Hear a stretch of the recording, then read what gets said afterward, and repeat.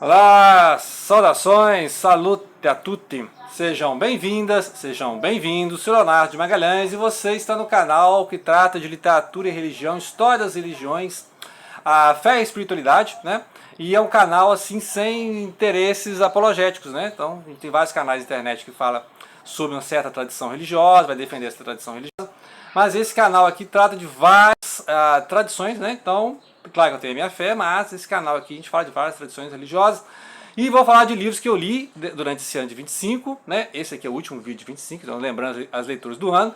E o que nós vamos ler em 26, tá? Então vamos começar aqui ó, com a vida de São Francisco de Assis, de Santa Clara, etc. Século XIII, né, história do cristianismo, nós temos aqui as fioretes, as florezinhas, que são as narrativas sobre a vida e obra, grande vida e obra de São Francisco de Assis, neste momento de crise do cristianismo, né? Até pessoas que não são da área católica, tradição católica, reconhecem a vida e obra de São Francisco de Assis, e esse livro é justamente isso aí, tá? Lembrar a mensagem desse grande figura do cristianismo, que é o São Francisco de Assis, que veio neste momento, no momento de crise, né, para trazer novamente a mensagem do desapego, né, da preocupação com os pobres, etc. Então é importantíssimo conhecer essa história do cristianismo. Vai contar a história de São Francisco de Assis, Santa Clara, os discípulos, né, os vários discípulos, né? Interessantíssimo isso aí. Outra obra interessantíssima que é um devocional, né, e também é a jornada espiritual. Lembrar que a jornada espiritual, a gente sempre está lembrando, né, quando a gente fala desse tema, é não só a conversão, né, a conversão à fé cristã, estamos falando do cristianismo, mas também a questão da jornada espiritual, a cada dia aprimorar, a cada dia meditar, a cada dia contemplar, né, o mistério da salvação e melhorar enquanto cristão a cada dia. Então por isso que é um devocional, por isso que é uma questão de jornada espiritual, né? Então é uma gradação, não basta converter, mas você deve estar pronto para as privações e provações, as tentações, porque como diz o Cristo, no mundo tereis aflições, tá? Então imitate o Cristo, vai lembrar disso aí. O Kempis, que está lá, olha a data dele aqui, ó, século XIV, tá? Século XIV, não é um tempinho aí. Século XIV, o Kempis. No século seguinte, nós temos aqui a subida do Monte Carmelo, o São João da Cruz, e tem um poema famoso, No Escuro da Alma, tá? Que aí inspirou canções, orações.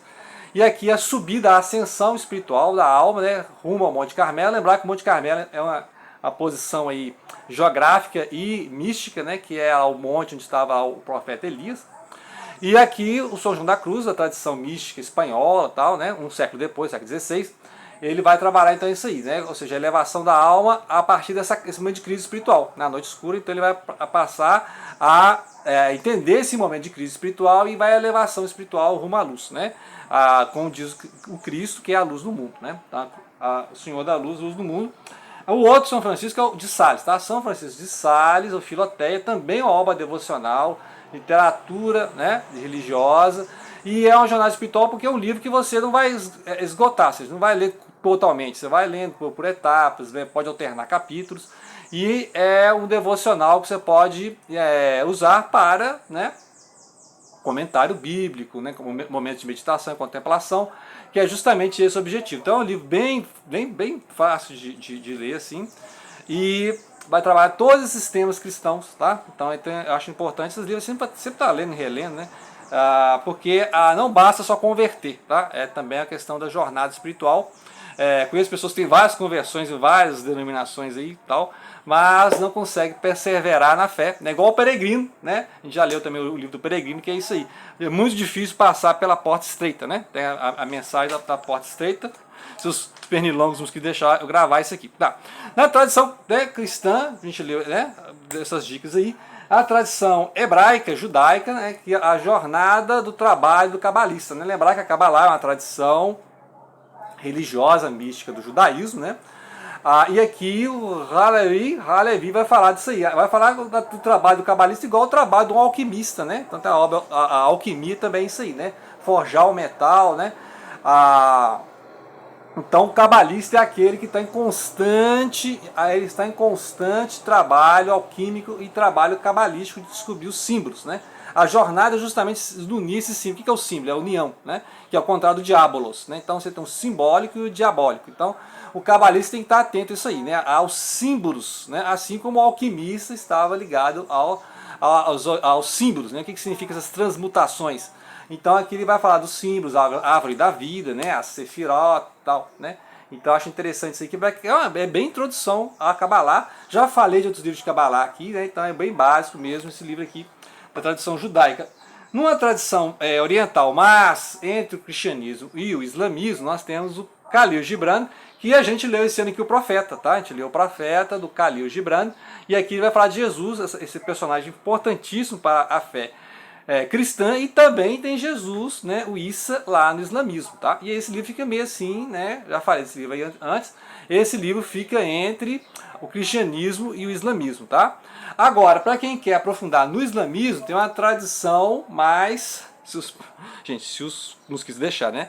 Tem uma tradição, sufismo, na tradição islâmica. Então esse livro aqui é para quem já conhece a tradição islâmica, quem tem interesse no assunto, na religião islâmica, do profeta Mohammed, mas essa aqui é uma tradição mais sufi, né? Lá da tradição é Naqshband, é uma das ordens do sufismo, tá?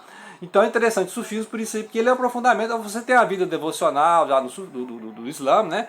Sendo muçulmano, já tem as regras dos muçulmanos, lá do Sunni, do Shia, né? Os xiitas e tal. E aí o Sufi é uma outras ordens dentro do mundo muçulmano, né? Assim como no cristianismo, no catolicismo, você tem as várias ordens, o beneditino, né? O franciscano, os jesuítas, etc. Então são as várias ordens. No Sufi você tem as várias ordens. Essa aqui é uma das ordens. Tipo assim, essa aqui é a ordem da regra dos beneditinos, tá? A ordem de São Bento, etc. Então, essa obra aqui vai falar dessas regras de concentração, de meditação, né? Da elevação espiritual rumo a Allah, que é o Deus, que é um Deus, né? O nome de Deus na tradição árabe, né? Mas é o mesmo Deus da tradição judaica cristã, tá? Então, até o momento em que a alma vai se unir, né? E vai sumir ao se integrar na união mística com o divino, tá? Então, fica lembrando muito aí uma coisa meio budista, assim, de iluminação, em que você faz parte do todo, tá? Interessante, então é uma coisa assim. É um livro para quem já conhece, né, a tradição muçulmana, tá? Então, se você não conhece, já falei aqui do livro do Islã, né, que dá uma dica básica aí, introdução, tá? Em diálogo com a tradição sufi ou sufismo, você tem a obra da fé Bahá'í, né, o fundador da fé Bahá'í, que é o Baha'u'lláh, os Sete Vales, e dialogando com a literatura persa também, né? Que é aquela história dos pássaros, né? Que vão encontrar o rei dos pássaros, né? Então eles saem atravessando os vales, né? Até que no final tem 30 pássaros, e os 30 pássaros descobrem que eles são o rei dos pássaros, tá? Então essa é a tradição dos 7 vales. E aí o Baha'u'lláh vai fazer uma leitura da seguinte a fé Bahá'í, que é um pouco diferente do sufismo, tá? A fé Bahá'í é diferente do sufismo porque ela é mais transcendental, no sentido de que Deus é transcendental, então não tem nenhuma união humana, da alma humana com, né? Algumas tradições falam que a alma humana e a alma divina seria semelhante de alguma forma, que nós somos fagulhas do divino, né? Então há uma diferença na fé Bahá'í, que é assim como os muçulmanos, e assim como os muçulmanos também, nem todos aceitam o sufismo. A fé Bahá'í é diferente do sufismo, mas está em diálogo, tá? Até porque o Baha'u'lláh também conviveu com sufistas, né? Fez meditação nos montes, nas grutas, né? O próprio profeta Mohammed fazia meditação nas grutas, encontrou o anjo Gabriel, né? Lá nas grutas, e aí ouviu a recitação do Alcorão, etc, né? Então é interessante essa tradição, lembrar que a fé Bahá'í surgiu dentro da Pérsia, que é de tradição xiita no Islã. Tá? Então é uma religião nova aí, de meados do século XIX e que veio da tradição islâmica, tá? Baha'u'lláh, os Sete Vales, tá bom?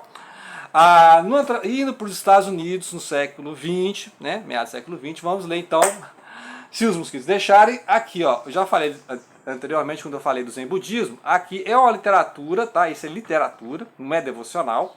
Mas vai falar de jornada espiritual, que é uma continuação do On the Road, né? Jack Kerouac escreveu On the Road, famosíssimo, e vai mostrar a jornada espiritual dos jovens estadunidenses contra o consumismo, contra a cultura pop americana, né? Da geração pós-Segunda Guerra. Então, o Jack Kerouac, que era de família católica, né?